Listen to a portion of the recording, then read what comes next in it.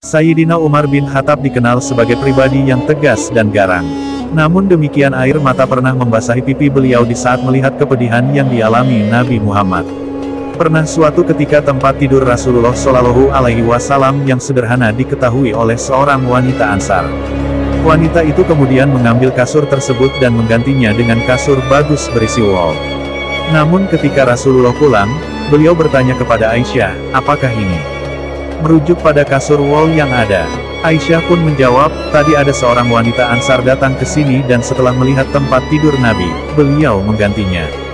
Rasulullah kemudian memerintahkan Aisyah untuk mengembalikan kasur wol itu kepada wanita Ansar tadi, namun Aisyah menolaknya karena menginginkan kasur wol tersebut tetap berada di rumah Nabi. Nabi Muhammad pun menyuruhnya kembali hingga 3 kali dan mengatakan, wahai Aisyah, seandainya aku mau, gunung-gunung itu akan dijadikan emas dan perak oleh Allah kepadaku. Abdullah bin Mas'ud juga menuturkan bahwa ia pernah melihat Nabi tidur di atas tikar sampai membekas di punggung Nabi.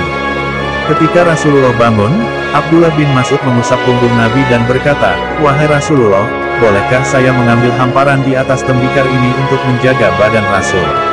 Rasulullah pun menjawab, apalah artinya dunia bagiku? Aku di dunia ini tidak lebih dari seorang yang sedang berteduh di bawah pohon, kemudian pergi meninggalkan pohon itu. Sementara itu Sayyidina Umar bin Khattab menangis saat melihat Rasulullah tidur di atas tempat tidur yang seperti itu.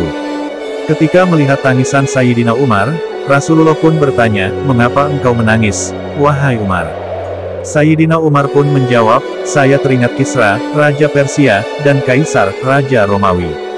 Anda adalah Nabi Allah, tidur di tempat seperti itu.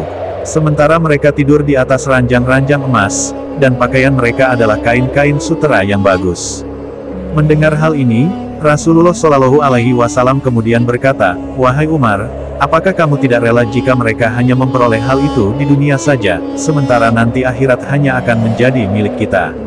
Dan jangan lupa untuk like, subscribe, dan share video ini ya guys agar video ini bermanfaat bagi banyak orang dan kita mendapat kebaikan dan kemuliaan di sisi Allah dari apa yang kita sebarkan karena sesuai dengan sabda Nabi, barang siapa menunjukkan manusia kepada kebaikan, maka ia memperoleh pahala seperti pahala orang yang melakukannya. Hadis riwayat Muslim nomor 1893.